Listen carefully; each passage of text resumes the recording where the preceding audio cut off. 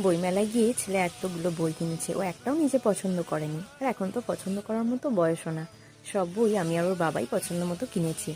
এখন কিছু পড়তে পারবে না জানি, কিন্তু একটু একটু করে পড়ে ওকে শোনাবো, সেখান থেকেই শিখে যাবে। নিজের জন্য একটা ব্যাগ নিয়েছি, আর ছেলে তার সাথে ওর পছন্দ করে কয়েকটা খেলনা, ওই ছোটো ছোটো দুটো গাছ বায়না করেছে, আর ওর পছন্দ মতো দুটো খেলনা নিয়েছে। এটা ছিল আজকে সকালবেলা। উঠেই আগে রান্না চাপিয়েছি।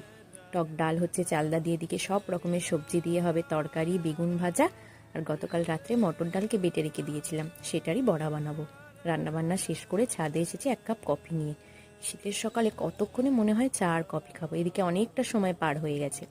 দুপুরবেলা চান টান করে মা ছেলে এখন ছাদে বসেছি।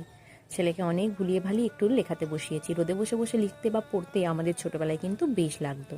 তাই এই শীতের দুপুরবেলা ছাদেতে ছেলেকে নিয়ে একটু লেখাতে বসেছি। সারাদিন ওর একা একা খেলতেও ভালো লাগে না, কতই বা সারাদিন বাড়িতে একা একা খেলবে।